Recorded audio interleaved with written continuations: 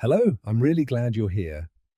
On this channel, I share simple, quiet stories about life, love, and the little feelings we all go through. If that sounds like something you enjoy, don't forget to subscribe. Every subscriber gives me a little more encouragement to keep telling these stories. Now, let's begin today's story. Manhattan, an early autumn evening.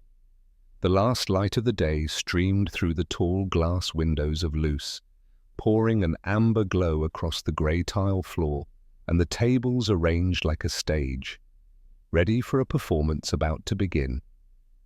Elena stood in the main kitchen, the heart of Luce, bathed under sharp white lights that made her skin almost luminous.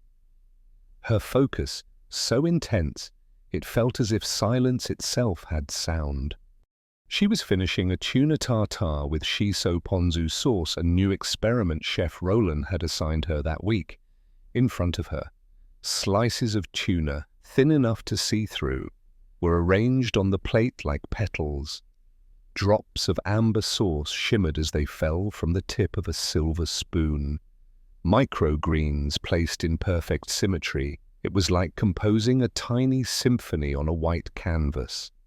Head chef Roland French from Nice was known for his cold gaze and ruthless hands. Under his command, good enough didn't exist. It was either perfection or nothing. Chef Roland wants to see you right after your shift. Is it about the tartare? No, I think something bigger. Marco didn't look at her when he spoke, just tilted his head slightly before walking away. A chill ran down Elena's spine, not out of fear, but because her instincts whispered something is about to change. She walked into the back office, apron still tied around her waist. Roland sat there, a cup of untouched espresso beside him, gazing out at the city lights burning below the skyscraper. Sit down. Yes, chef. He didn't speak right away. From his briefcase, he pulled out a stack of papers, a contract. Flipping to the last page, he pointed at a section. I just got off the call with the board. They've agreed to promote you to head chef if you want it. Head chef. You've led the team for the past 3 months while I was away.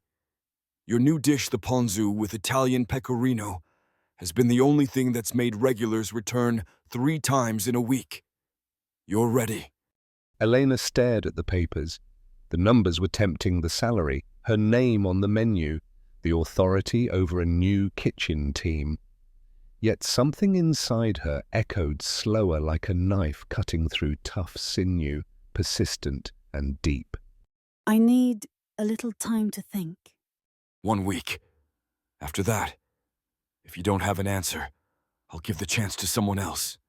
Roland stood, emptied his espresso into the sink. Without another word, he walked out.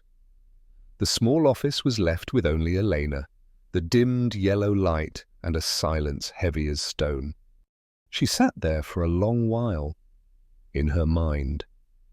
The image of her father's small restaurant surfaced: the long wooden table, a jar of dried roses in the center, the smell of tomato sauce and oregano from the brick oven. She used to hate that kitchen, hated grating cheese and washing dishes every afternoon, but now, standing here in Manhattan, surrounded by gleaming lights, she found herself missing it. She returned to her apartment alone near midnight. The streetlights poured through the window, reflecting her face in the mirror, proud, yet hollow. Elena washed her hands, stood still. The dream she had chased for so long was almost within reach. But why did it feel like she had just lost something? Outside, New York never sleeps, but inside Elena, an old dream was quietly waking up. The next morning, Elena caught an early train from Manhattan to Brooklyn. A beige trench coat draped over her crisp white blouse, hair tied neatly in a bun. Her flats echoed a soft, steady clack against the cold metal floor. In her hands, she carried a box of cannoli from her favorite Italian bakery on Mulberry Street, her father's favorite treat. and the only excuse soft enough to show up unannounced.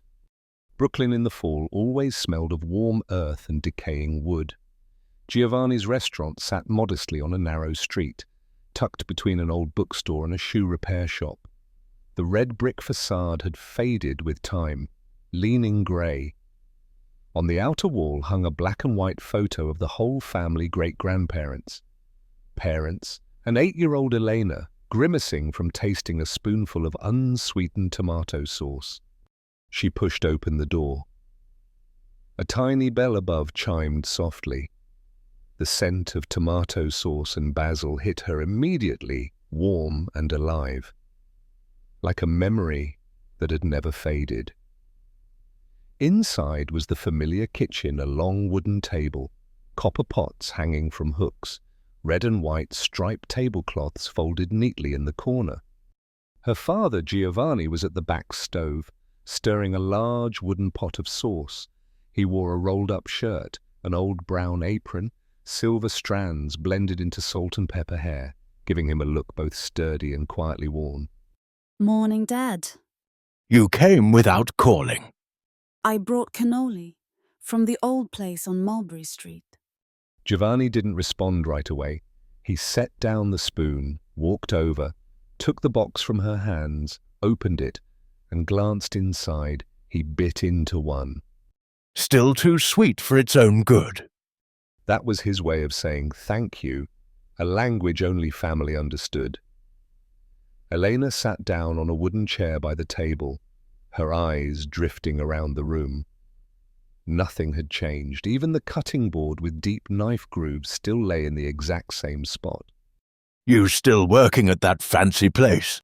Yeah, still there. The head chef hasn't fired you yet.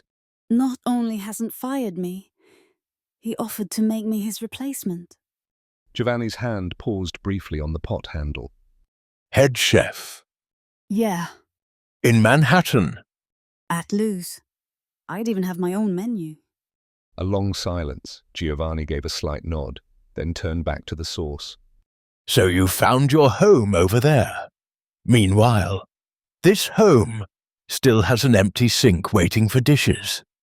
Elena stood, walked closer to him.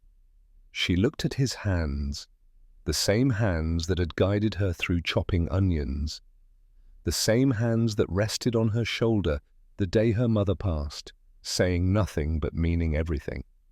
I didn't come here to turn you down. I just want to cook my way. There are dishes you can't cook your way. They have to be done the way they've always been. They're what keep a family's blood tied together.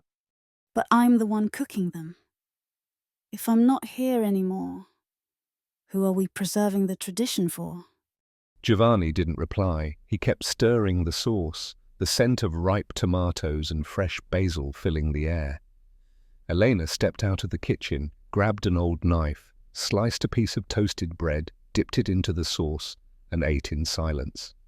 A few minutes later, Giovanni washed his hands and sat down across from her. He handed her a small piece of paper, a supply order for the coming week. As long as you haven't signed that contract, this place is still an option. Elena nodded. No promises, no more words. But something in her eyes softened. The sauce still smelled like it did in childhood, only now. The one who cooked it had changed, and so had the one who came home to eat. That afternoon, Elena passed through a neighborhood in Queens while scouting for ingredients for a new test dish. On her way, she was drawn to a construction site, a community center being renovated, covered in metal scaffolding and plastered with architectural sketches. The air carried the scent of sawdust, fresh paint, and something quietly ordinary life, unfiltered. Just as she was about to cross the street, a soft thud broke the quiet. An elderly woman had collapsed on the sidewalk, her grocery bag spilled, a can of tomatoes rolling across the pavement. No one moved fast enough. Elena rushed over on instinct. Are you all right? Ma'am? She knelt beside the woman, gently taking her frail, wrinkled arm. The woman looked hurt but alert. Elena fumbled through her purse, pulling out tissues to blot the blood trickling from the woman's elbow, her hands trembling with worry. A man's voice came from behind. Excuse me, let me help. Elena looked up. In front of her stood a tall man with brown skin, wearing a reflective vest, a rolled blueprint in hand. His features were firm, but his eyes were gentle, genuinely concerned. Can you call for help? I have the number for the nearby clinic. They'll get here faster than an ambulance. He pulled out his phone and called quickly, while they waited. The three of them sat on the curb, bathed in layers of warm afternoon light. The old woman was comforted by stories of her youth, while Elena and Malik shared their first long look, not out of politeness, but quiet presence. When the clinic staff arrived and took the woman away, Malik turned back. You reacted fast. Most people just stared. I think anyone in my place would have done the same. Not always. I've seen enough to know not everyone stops for someone who's fallen. They both looked toward the construction site. Elena asked, almost casually. Do you work here? I'm the lead architect on the project. We're turning this into a community center with a library, shared kitchen, and vocational space. A kitchen? Yeah, I figure if people learn to cook, they'll know how to care for themselves, and for others. Elena studied him a little more closely. There was something in his voice, not showy, not forceful, just quiet conviction. I'm Malik. Elena. Their hands met, not too long, not too brief, but just enough to plant something unnamed. If you like kitchens, I'd love your thoughts on the design. Only if you're willing to try something I cook. They both laughed. The sounds of the construction site picked up again. People hurried past, lost in their own timelines. But in that moment, amid scaffolding, concrete, and the slanting light of a queen's sunset, two people were beginning something they didn't yet have a name for. A small cafe sat tucked on a street corner near Queens Boulevard, the late afternoon sun slanting through a large window etched with the word Queens. Elena sat across from Sophia, her best friend since college. On the table were 2 cappuccinos, a biscotti split in half, and pieces of conversation still waiting to be named. You met a guy in the middle of Queens, right after saving an old lady girl. That sounds like a Netflix plot.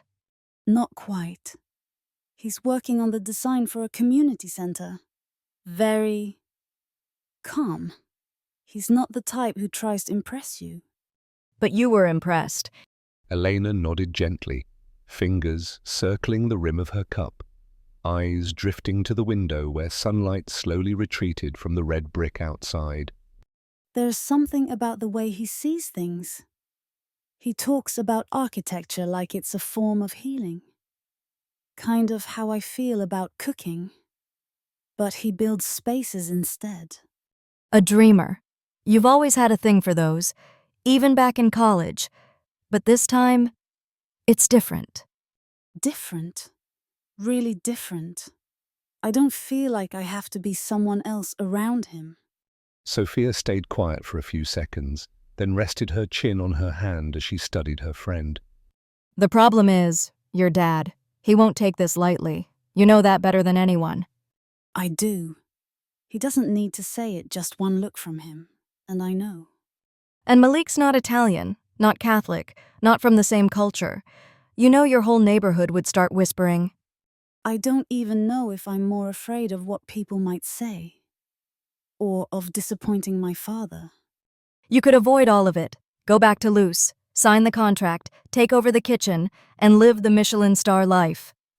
But I'd lose something. Just as important. I can't keep cooking in kitchens that don't carry my breath. My rhythm. Outside. The last light of the day crept across the damp pavement. Inside. The cafe lights glowed amber. A soft Italian jazz tune hummed through the speakers. Elena looked up at Sophia, her gaze a mix of worry and quiet resolve. Maybe. I'm standing between 2 fires. And for the first time, I don't want to put either one out. Sophia smiled, resting her hand over Elena's. Then don't. Let them both burn, and see which one keeps you warm. A week after their encounter in Queens, Elena and Malik started texting again, neither of them formally making plans. Elena sent him a link to an article titled Authentic Roman Carbonara Recipe, and Malik replied with a photo of a floor plan draft featuring a kitchen layout inspired by the curve of Italian pasta. And then they met again. Not a formal date, just a quiet walk along a stretch of old Brooklyn streets at dusk. Elena wore a cream-colored coat, hands tucked in her pockets. Malik had on worn but clean sneakers, his voice low, his eyes warm. I grew up in public housing not far from here. Our apartment had this tiny window and the walls were always damp. Winters were freezing, summers suffocating. And yet you came back. Because I want to make it better. Not tear it all down. Just fix it so others won't have to grow up the way I did. Elena went quiet for the first time. She felt like these worn-out windows and red brick walls held a past that Malik carried with him like a blueprint, still unfinished. They passed a small bakery. Malik bought 2 cornmeal cookies, eating as they walked. Crumbs clung to his fingers. And Elena laughed. If you showed up in my kitchen with hands like that, I'd ban you at the door. Then you'll have to teach me how to wash them properly first. There was no planning, no pretense, just 2 people walking a little closer, not for any particular reason, only because it felt peaceful. They stopped at an overpass and watched the trains pass below. Under the streetlight, Elena's hair caught a glint of amber. Malik looked at her for a while, then said, You seem like someone with a lot of discipline, but your eyes don't hide emotion well. And you seem like someone who doesn't say much, but somehow makes others go quiet just to listen. They laughed. No awkwardness, no rush, and no declarations. But when they parted ways at the train station, Elena turned back and asked, Sometime soon. Would you want to try my homemade gnocchi? Only if you'll try my mom's gumbo recipe. It wasn't the beginning of something new, it was the continuation of something that had quietly taken root since the day they met. Gentle, unscripted, but steady, like a low flame in the kitchen. Burning slow, warm enough to keep something unnamed alive. Since that walk through Brooklyn, Elena and Malik had kept in touch, not often, not intensely, just the occasional message at odd hours, a snapshot of a street food stall, a rough kitchen sketch, or a jazz link Malik said tastes like the subtle spice in your sauce. One night, Elena finished work late. Malik waited for her under the subway stairs, not with flowers, but holding a steaming box of spicy noodles from her favorite shop. She started eating the moment she stepped outside, laughing for the first time in days when the heat made her tear up. Another night. Malik was working through the night, but still messaged her, I think the community kitchen should have a sink. Near natural light washing dishes deserves calm too. What do you think? Neither of them called it anything. But when Elena finally invited Malik over to cook, she knew this wasn't getting to know anymore. This was letting someone into your own world. Elena's apartment wasn't big, but it was warm. Soft beige walls, spice racks made of wood, and a black and white photo of her mother laughing beside an old mixer. The kitchen was cozy, lit by warm yellow light over a clean stainless steel sink. On the aged wooden counter were flour, potatoes, and eggs already set out. Malik leaned against the counter, stirring a pot of boiling water. Elena stood beside him, gently shaping tiny gnocchi oval potato dumplings with ridges made by hand. Looks way easier on TikTok. TikTok doesn't show you the sweat. Making gnocchi is like holding on to tradition. You have to be soft enough to embrace it, strong enough not to let it fall apart. So, you're the keeper of tradition. Not exactly. I just don't want to lose it while I'm trying to become myself. Malik stayed quiet for a moment. He set down the spoon, stepped closer, and looked at the dumplings she'd made. He didn't touch them, just leaned in and said softly, If one day you lose balance between both sides, I'll cook with you so you remember where you started. Elena looked up at him. Her gaze softened. They didn't kiss. No one moved closer. But something shifted, like turning the flame down to just enough heat, letting the dish cook through without boiling over. When they finished, they set the table, simply a plate of gnocchi with her mother's tomato sauce, shaved parmesan, and a few basil leaves. This smell reminds me of my mom's kitchen. It's not the same, but it's close. Closeness isn't about recipes. It's a feeling. They ate slowly. Malik told stories about childhood dinners, just rice, beans, and fish sauce sometimes. But everyone sat close. Elena talked about summers spent scrubbing baking trays for her father, and the strange comfort of feeling like she belonged somewhere. When the meal ended, Malik cleaned up. Elena stood in the doorway, watching him wipe the table with an old linen cloth. She didn't know if she could bring Malik fully into her world, but at least he didn't break it. She thought quietly, maybe love begins when two people share a kitchen without needing to put out each other's fire. After that night, cooking in her small apartment, Elena and Malik's connection became something more than scattered chats or spontaneous walks. It became a rhythm, a gentle but steady presence, like two streams slowly merging. Malik started appearing in her daily life, a hot cup of coffee left at her door in the early morning, a text asking if she had a tough shift, or snapshots of kitchens run by local mothers in the neighborhood, women who cooked from memory, never recipes. Elena let him into her world in quiet ways. She took him to the Sunday market, not to buy anything specific, but to show him where the Sicilian vendors sold greens, who had real truffles, and which stall carried the sharpest caprino cheese. She made him taste a pasta she'd reworked from her mother's recipe, adding a hint of lemon zest and toasted pine nuts. Malik said, "It's like memory, with a flavor of light." They went to the MoMA, standing silently for hours in front of a rusted sculpture because Malik said, "The way this shape breaks reminds me of fractures in architecture and in OS." They sat under a tree at Bryant Park, splitting a baguette stuffed with pickles and goat cheese, reading aloud lines from old books they both loved. Neither of them ever said, "What are we?" But everyone around them began to understand Elena and Malik were a pair. Not loud, not flashy, but bonded, like two parts of a design, not overlapping but never apart. One evening, while reviewing drafts of the community kitchen layout, Elena suddenly asked, Do you think the kitchen is the center of a home, or its heart? It's where people are the most honest. Whether it's the center or the heart depends on who's doing the cooking. Elena didn't answer. She simply leaned her head on his shoulder, a gesture as natural as breathing. Though neither of them had ever said it aloud, Elena knew her relationship with Malik had gone deeper than anyone else could see. She'd started thinking about things further down the road, wondering if the man she loved could ever step fully into the world she came from. Elena had never brought anyone home for Friday dinner. It was an unspoken rule in her family. Friday nights were sacred. They meant lasagna, made from her great-grandmother's recipe, Italian toasts with old red wine, and a familiar eyebrow raise from her father if anyone used the wrong fork.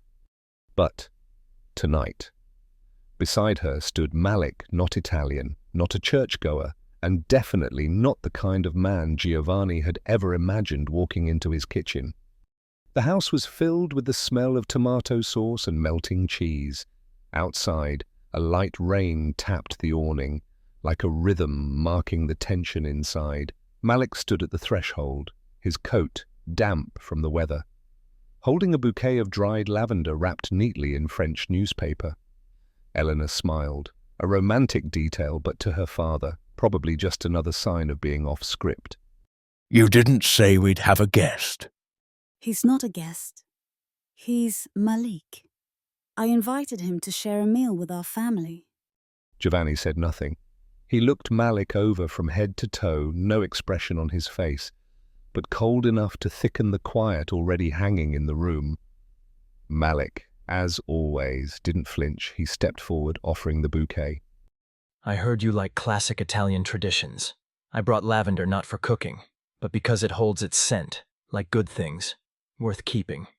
Giovanni didn't take the bouquet. He turned away, slowly returning to the kitchen, as if checking whether the oven had reached the correct temperature. Dinner began. On the table, antipasto with olives and pecorino, neatly cut squares of lasagna, and the usual bottle of aged Chianti. At the table sat Giovanni, Elena, her sister Rosa, and Malik, the only one without Ferraro blood. What do you do? I'm an architect, currently working on a renovation for a community center in Queens. So you're building places for kids to hang out and make noise. Hopefully for them to learn to cook, pick up skills, and find someone who'll listen when no one else does. The room chilled. Elena glanced from her father to Malik. She could see the tight lines forming on Giovanni's forehead, and she felt that familiar knot in her chest. Rosa broke the silence with a laugh, telling the story of how Elena once burned toast in the oven as a kid. Malik chuckled along. Giovanni didn't. He set his wine glass down slowly, his eyes never leaving Malik, as if he were facing someone who'd walked through the wrong door.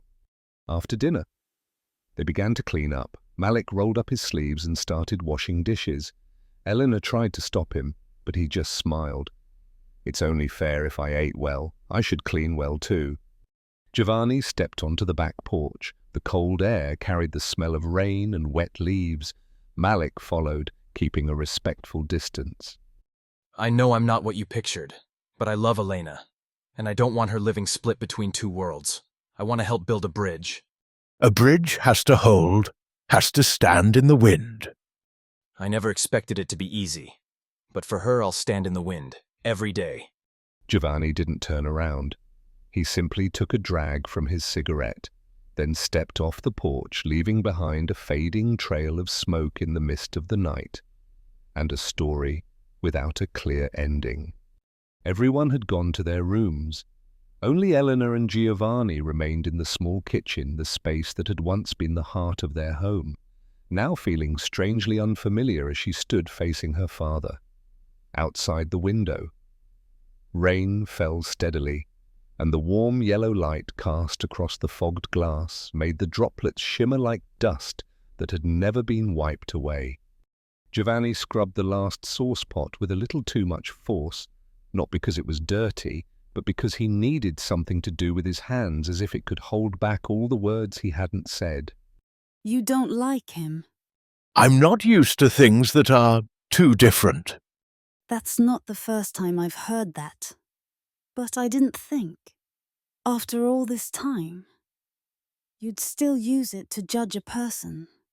You know what this house runs on? Elena. Preservation. Doing things the right way, the right style, the right method. A person can be good, but if they don't understand where you come from, how can they hold on to you? What do you think I am? Some heirloom that needs preserving? A recipe that has to follow every step perfectly? Giovanni turned to her. For the first time that evening, he looked at his daughter, really looked. His eyes weren't cold anymore, just tired. Tired from fear, from trying to hold on to what he believed was right in a world that kept changing. I'm afraid you'll go so far, and when you try to come back, there'll be nothing left here waiting for you. But if everything here stays frozen, then no matter how many times I come back, would it even matter? Dad. She placed her hand on the table, the one where her mother used to roll ravioli dough every Saturday afternoon, where she once sat crying after a scolding. And her mother slid over a cold slice of tiramisu like an unspoken apology. This kitchen used to be warm not because of the oven, but because of the hearts that filled it. I don't want to lose this place. But I also can't let go of the person who makes me feel most like myself. Giovanni didn't respond. He simply stared out the window at the rain falling like the words he'd never known how to say.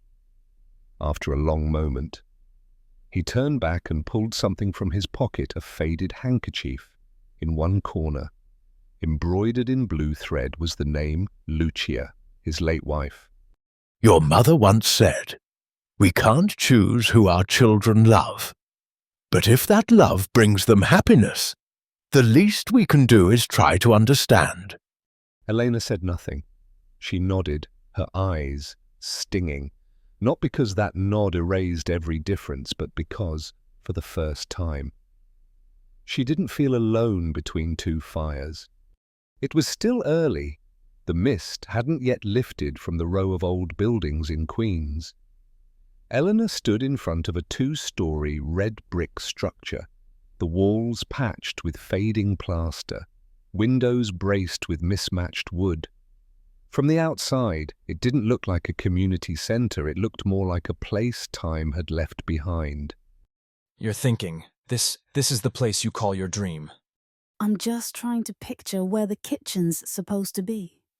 Come with me. I'll show you the kitchen for a whole neighborhood. They stepped through an old wooden door, the tiled floor creaking beneath their feet. Inside, the space was wide and tall, empty, but not abandoned. A few teens were painting the walls, some adults tidying up, and in the far corner, a little girl sat cross-legged, coloring carefully with wax crayons. When did you start all this? Last year, when I came back to Queens to take care of my mother's funeral. Elena looked up. It was the first time Malik had mentioned his mother. She died in a temporary rental where the windows wouldn't shut in winter, and the kitchen leaked gas. She worked 3 jobs her whole life, and never had a proper kitchen to cook dinner in. So you decided to fix this place? Couldn't fix it for her, so I'm fixing it for the kids who were like me. A place to learn, a kitchen to cook in, a voice that hears them when no one else will. Elena slowed her steps. Her hand brushed against the rough brick wall, cold, but alive with something unspoken. A brown-skinned boy ran past her, nearly bumping into her. He mumbled an apology, then grinned wide. She smiled back, crouching to glance at the messy drawing in his hand. What's this? It's my house, but I added a pizza kitchen. You like pizza? My mum says once this place is fixed, she'll learn to make it, and I'll invite my friends over to eat. Elena didn't speak. Her eyes stung, and she didn't know why.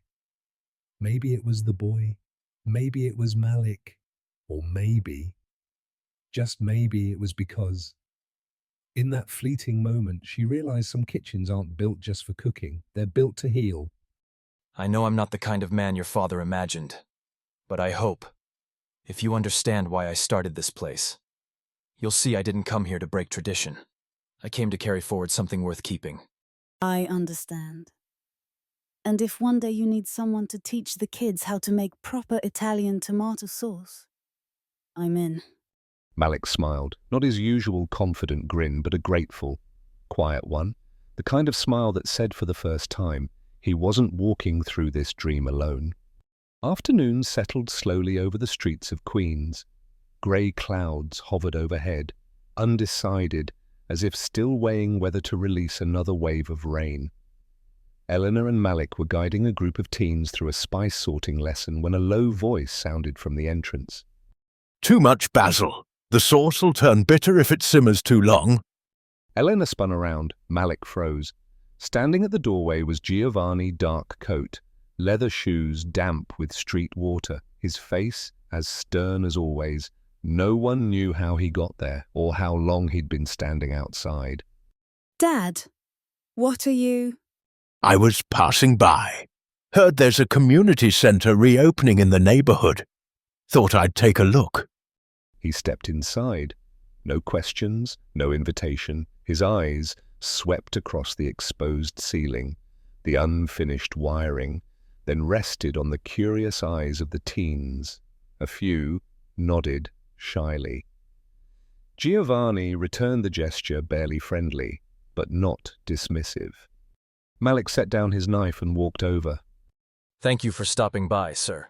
It's still a work in progress, but we're trying. Trying is good, but trying in the wrong direction is still wasted effort. Dad, if you just came here to... No, I came because I wanted to see the place you call trustworthy. The thing you chose over our home. Silence fell between the three of them. Giovanni's footsteps echoed on the concrete floor. He stopped in front of a half-finished wall, covered with the kids' drawings of food from memory, a lopsided pizza, a bowl of instant noodles, a burnt piece of bread. They call this memory. The kind no one wants to keep, but can't forget either. Giovanni said nothing for a long moment.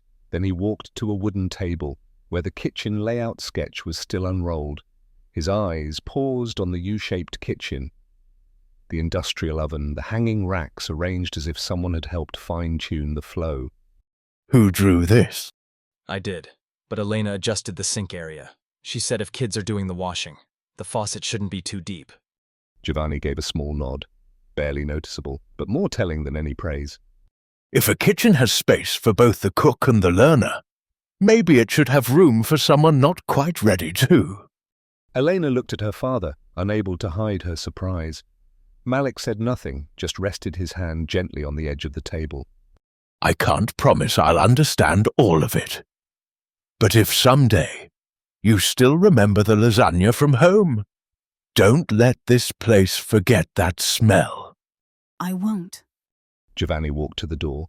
He didn't turn back, didn't say another word, but as the door closed behind him, Malik noticed he paused just for a heartbeat before stepping down the stairs.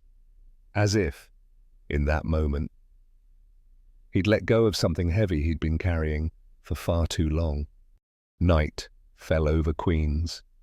Quieter than Manhattan ever allowed. No blaring horns, no flashing billboards, just a single, warm light glowing from the back room of the community center, where Malik sometimes rested when working late. Elena sat on the windowsill, a steaming mug of mint tea cradled in her hands. Malik sat beside her, silent both of them, listening to a wordless song made from night wind. Distant clinks of metal from a far-off construction site, and the heavy quiet between them. Seeing my dad standing there today, it felt like I was secretly living a life he could never accept. It's not secret, you're just living honestly. But that's never easy when the person you love gets weighed on two separate scales. What I fear most is that trying to hold on to one side might make me lose the other. Malik didn't answer right away. He placed his hand lightly over hers, so gently it was almost a question. Do you want me here, right now? And she didn't pull away. I don't want to be the one who pulls you away from your family. But I also don't want to be just a stop along the way, someone you leave behind when you return to what feels safer. And what if I told you? I'm not sure I'm brave enough to walk away from everything. Then I won't push, but I won't step back either. That wasn't a plea, it was a boundary, a line drawn in the dark made of dignity and a quiet, steadfast love. Elena lowered her head, set the tea down on the wooden floor, her hands folded over her knees as if hugging herself. I used to think that if love was real, everything else would be easier. But maybe love is only the beginning.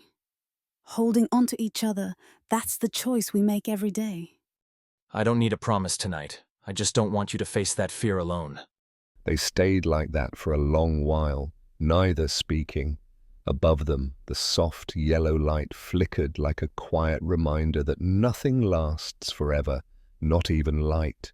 But Malik still held Elena's hand, and for the first time that evening she held his back. It was late. Elena stepped into the familiar kitchen through the back door. Everything was tidy, the lights still on. The scent of oregano lingered in the air, as if time refused to move here, clinging instead to the wood grain, to every old memory that had settled into the room. She sat at the table and poured herself a cup of hot tea. Her mind drifted to the center in Queens, to the kids drawing food from memory, and to the look in Malik's eyes when he said, "I don't want you to promise anything. Just don't run from that fear alone." She closed her eyes, and then, unexpectedly, a deep voice came from behind. "You're home." Elena turned sharply. Her father stood at the doorway, a worn napkin in hand. His eyes weren't angry, they weren't soft either, just that familiar look she knew so well, the one he wore when he was about to say something important. I thought you were asleep. "I couldn't sleep. This afternoon, I saw you there with those kids who don't know what brown sauce is, or how to pick tomatoes in season. But you sat there like you belonged." I don't want to have to choose between two worlds. But every time I move toward one, it feels like I'm hurting the other. It's not hurt. It's not understanding. It's the feeling of losing something. Like I've lost you to something I don't even know how to name. I don't fit into a ready-made mold. Dad, not this restaurant. And not the kind of man you'd choose for me. Malik isn't like our family. He's not like your mother. He's not like anyone who's ever walked through this house. But I love him. Not to go against you, but so I don't go against myself. Silence fell. The kitchen felt smaller, cramped by the weight between them. Elena took a deep breath, and then she said what she'd carried for so long. You want me to run this kitchen? To marry an Italian?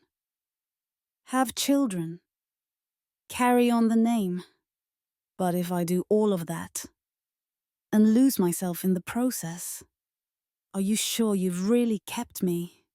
Giovanni didn't respond. After a long pause, he stood, walked over to the wooden shelf, and pulled down an old tin box.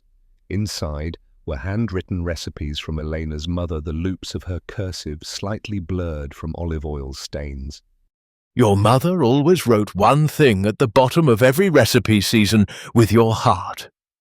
I never fully understood what she meant, but maybe. He didn't finish. He simply placed the box in front of Elena. Then he walked out of the kitchen without looking back. Elena stared at the notebook, her fingers tracing the edge of her mother's writing. The night was quiet, but inside her, something cracked and something opened. Mornings in Manhattan are never late. Glass buildings swallow the early sunlight in silence, and the streets already buzz with horns, even before rush hour hits. Elena slipped through the back door of the restaurant, tied up her hair, put on her apron just like every other day. But something felt different today. As she entered the kitchen, Chef Laurent, a head chef with over 30 years of experience, was standing at the scheduling board, his face unreadable. When he turned to look at her, his eyes lingered longer than usual. There are 5 people in this kitchen who can make a proper demi-glace, but only one who has the patience to listen to the stock simmer for 6 hours without missing a single stir. Is this a compliment? No, it's an offer. Elena took the envelope. Official letterhead, red ink stamp, a formal proposal, head chef position, starting in 2 months, conditions 3-year contract, full-time, no reassignment to other branches during the term. She read it once, then again, and a third time. In her head, she heard the rhythm of knives tapping cutting boards, tickets being called, wine flaming into butter sounds that once matched the beat of her heart. Now, they rose like a familiar symphony, calling her home. A head chef isn't just the best cook. They're the one who stays when others walk away. What if I need time? 3 days, let me know by Sunday. When he walked away, Elena stood still in the legendary kitchen, the same kitchen that had shaped some of New York's finest chefs. But today, it felt distant, as if it were asking her, "Are you sure this is home?" Sure. That afternoon, Elena made a classic Milanese risotto. Customers praised it. She barely heard. She thought of the children sketching pizza ovens with crayons. She thought of Malik, hands covered in cement, whispering to her in the dark, "I don't want you to have to choose, but if you do, I hope it's for yourself." She came home with the contract still in her bag, laid it on the table beside her mother's stack of old recipes, and stared at it the way one stares down a fork in the road, each direction holding a piece of life, not wrong, but never parallel. The afternoon in Brooklyn was thick with damp air. A light rain had started to fall. Elena was getting ready to meet Malik when her phone rang. The caller was Marco, the longtime waiter at the family restaurant. His voice was rushed, tinged with panic. Elena, your dad, he just fell in the kitchen, hit his shoulder on the counter. He says he's fine, but he's unsteady. You should come right away. Elena shoved her coat into her bag and turned her bike around at the red light. Inside her, everything unraveled like a broken butter sauce, where nothing holds together. By the time she got home, her father had already been taken to the hospital. The doctor's tone was calm, a minor stroke, but he'll need close monitoring. The hospital room was washed in cold, white light. Giovanni lay still in bed, eyes open but silent.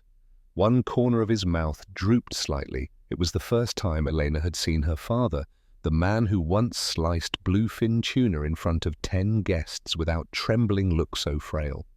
She sat by the bed, had no words, didn't dare cry. She just held his hand, rough, dry, and cold. "Dad, I'm here." He didn't respond, but his fingers squeezed hers barely, as if that one gesture had drained the last of his strength. That night, Elena didn't go home. She sat in the hospital's plastic chair, head resting against the wall. The hallway lights never dimmed. The smell of antiseptic clung to her hair, her clothes, in her bag. The head chef contract was still folded neatly. Carefully, she took it out, looked at it for a long while, then folded it again and put it back. The next morning, she woke to the sound of a heart monitor's long beep. She jumped up instinctively, but nothing was wrong, just a loose sensor. Giovanni was still lying there, eyes half open, staring at the blank white ceiling. Did you cook yet? "I will, if you eat with me." He nodded, barely. One side of his mouth lifted, not quite a smile, but the quiet signal of a father trying to tell his daughter, "I'm still here, even if not the way I used to be." And Elena understood. What had once felt solid as stone was starting to crack. And she had arrived at that moment in life where every decision carried a consequence that couldn't be entirely undone. Dusk had settled by the time Elena left the hospital. The rain had just stopped, and the street still shimmered with reflections from the streetlights. She didn't go home, didn't return to the restaurant. She headed straight for the community center, where Malik often stayed late when he worked through the night. She rang the back doorbell. It opened within seconds. Malik stood there in a faded grey sweater, eyes a little tired, and at his feet, a small suitcase pressed up against the doorframe like a quiet question no one had dared to answer yet. Marco called me yesterday. Said your dad had a minor stroke, but he's stable. I figured you were at the hospital all night. "And you didn't come?" I thought you needed space. Some moments even the ones we love can't step into unless they're invited. "Thank you for knowing that." She stepped into the small restroom behind the center's kitchen. The air still held traces of old wood and pencil sketches. The suitcase remained at the threshold, zipped and quiet, not urging, not waiting. "You were thinking of going to Marseille?" They asked me to consult on a community project there. 6 months, maybe longer. "Did you accept?" Not yet. I'm not sure, and I don't want to leave, if you still need me here.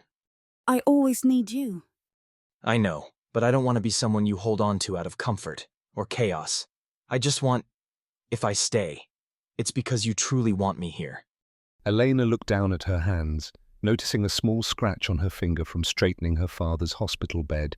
She didn't have a clear answer, only the ache of knowing that if he left, something inside her wouldn't stay behind. I can't give you a promise right now.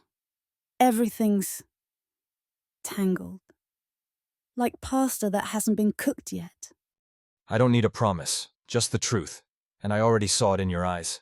After a while, Elena stood. She didn't look at the suitcase. Instead, she touched the table, the same one where they had once sketched the kitchen layout together. Malik walked her to the door. He didn't ask her to stay. He didn't ask her to choose. Only when she stepped past the threshold did he finally speak. If you're still here when I knock again, I'll stay. Elena didn't turn back, but when the door closed behind her, she lingered for a moment, one hand resting against her chest, where her heart was beating fast, not out of fear, but because of hope. The night in Brooklyn was cool and still. Elena returned home just before 11 p.m. No one was waiting, no lights left on. She flicked on the kitchen light, and a warm glow fell over the familiar corners, the old wooden spice rack, the wall clock frozen in time, her mother's neatly folded handkerchiefs stacked on the shelf. She took off her coat, washed her hands, and opened the cupboard. No plan, but her hands knew exactly what to reach for: onion, tomatoes, garlic, dried basil. The box of dry pasta tucked in the old tin, mozzarella and ricotta still sitting in the fridge from days ago, no recipe needed, each step engraved in her like a living memory. The stove lit up. Butter hissed gently in the pan. The sound of chopping onions echoed through the quiet room. She didn't think about work, didn't think about the contract, didn't think about the suitcase in Queens. She thought of her mother and of herself. As a child, she used to sit at this very table, legs swinging, watching her mother layer lasagna like folding warmth into a blanket. Her mother once said, "You don't have to cook it right, you just have to cook it from the heart." But back then, Elena didn't understand. She thought cooking was for praise, for approval. Tonight, for the first time, she understood. You don't cook so others will eat. You cook so you can feel alive. When the lasagna went into the oven, Elena sat down, fingers wrapped around a glass of cold water. The kitchen was silent, like a small chapel where the scent of tomato sauce, melting cheese, and baked pasta wove themselves into something sacred. She didn't cry, but something inside her cracked open, not painful, just light, as if all these years she'd been holding everything in to keep it from breaking. And now, as it fractured, she realized she was still whole. When the oven beeped, she didn't move. She didn't take the dish out right away. She stayed seated. For the first time in a long time, she simply did nothing. And in that moment, Elena was no longer the daughter shaped by expectations, no longer the woman caught between choices, no longer the chef trying to prove her worth. She was just a woman sitting in an old kitchen with a finished meal, a heart still healing, and an answer quietly forming. The next morning, Brooklyn's sky wore a soft grey, cool and still. Elena woke earlier than usual, no alarm, no rush. She didn't go to the kitchen, didn't check her phone, didn't look at the contract still sitting on the table. She simply sat at the old wooden table by the window, the one where her mother used to handwrite recipes. From the worn drawer, she pulled out a thick sheet of paper and the fountain pen her father once used for invoices, and then, like water overflowing after being held back too long, she began to write. Malik, I don't know if this is an explanation, a promise, or a goodbye, but if I don't write it down, I'll keep calling this silence waiting. Everything around me is shifting. My father is growing weaker. The old kitchen is quieter now, and the restaurant is holding out its arms with a contract I once dreamed of signing. I'm standing right in the middle, and every side is pulling me. Last night, I was in the kitchen alone. I made lasagna not for anyone, not for my father, not for the guests, not to prove anything to you. I cooked because I needed to, and for the first time. I understood what my mother meant when she said, "Season with your heart." If one day I leave it all behind the kitchen, my father, the old routines, I know I'll still have myself. And I'll still cook. Not for anyone else, but for me. I don't know if you'll go to Marseille. I don't know if I'll stay at the restaurant. But I do know if you and I are to remain. It has to be a choice. Not endurance, not silent sacrifice. And if someday you come back and stand at the door of the center, not out of regret, but because you still believe, I'll be there. Not perfect, not certain, but me, the truest version of me. Elena. She read it once, didn't change a word, didn't hesitate, then folded the paper in thirds and slipped it into the center of her mother's old cookbook on the page that still bore a faded line, "Just don't lose your own heart," inside someone else's recipe. Elena didn't send the letter. She didn't call Malik. She didn't run to Queens. She simply stayed quiet in a choice not yet spoken, and in a morning that was not quite rain, not quite sun. 1 week later, Giovanni returned to the restaurant after days of fatigue in the hospital. His steps were no longer steady, but his eyes had not lost their sharpness. He didn't announce his visit. He simply arrived on a quiet Thursday morning just as the kitchen fires were lit and sunlight had yet to fill the back window.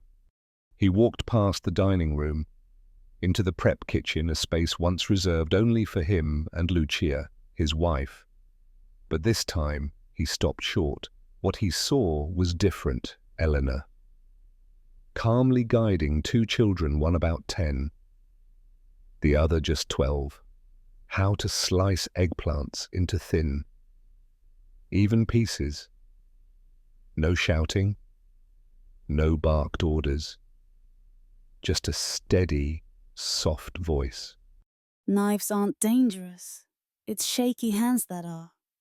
Just breathe and cut. Malik stood further back. Near the electrical panel, adjusting the ventilation system, he saw Giovanni and nodded a quiet greeting. No words, no retreat. Elena hadn't noticed her father yet. She kept slicing eggplants with the children, as if no kitchen dynasty had ever existed. Giovanni stepped closer, resting his hand on the wooden table. Elena looked up. They met each other's eyes, no avoidance, no hug, no tears, but also no more coldness. Do you want to sit? I can make some mint tea.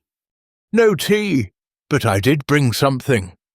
From his coat pocket, he pulled out a small item, a key, the key to the prep kitchen, Lucia's key, a key no one else had ever held. He placed it gently on the table, next to the cutting board and the knife beneath Elena's hands. This kitchen was never mine. It was your mother's. And now it's yours. Elena stared at the key like it might shatter. She didn't reach for it. She only asked quietly. Clearly, Are you sure? No, but I've learned not everything you're unsure of needs to be held onto forever. in the quiet that followed, one of the kids accidentally dropped a slice of eggplant. Elena picked it up, rinsed it under the tap. As she rose, she spoke not to anyone in particular, but like a truth finally admitted aloud. I didn't sign the contract. The one from the restaurant in Manhattan. I returned the chef's coat with a note. Thank you for believing in me. But some kitchens don't need titles to stay lit. Malik said nothing. Giovanni didn't either. Elena looked at Malik and went on. I used to think leaving was the only way to be free. But real freedom is staying when no one is making you. Malik stepped closer. He looked at Giovanni and said the words that quietly closed every doubt. I'm staying too.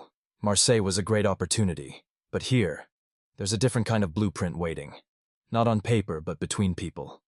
Giovanni looked at them both, then exhaled for the first time. His eyes held no judgment, no scrutiny, just something close to acceptance. One day, if you make lasagna, add a pinch of nutmeg. Your mother used to. No one ever noticed, but I always did. He turned and walked out, leaning on his cane. Elena didn't follow. Malik didn't stop him.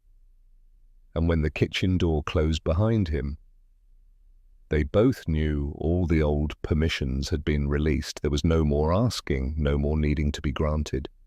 Malik gently took Elena's hand. He said nothing, asked for nothing. In a kitchen that once belonged to Giovanni, there was, at last, room for the two of them.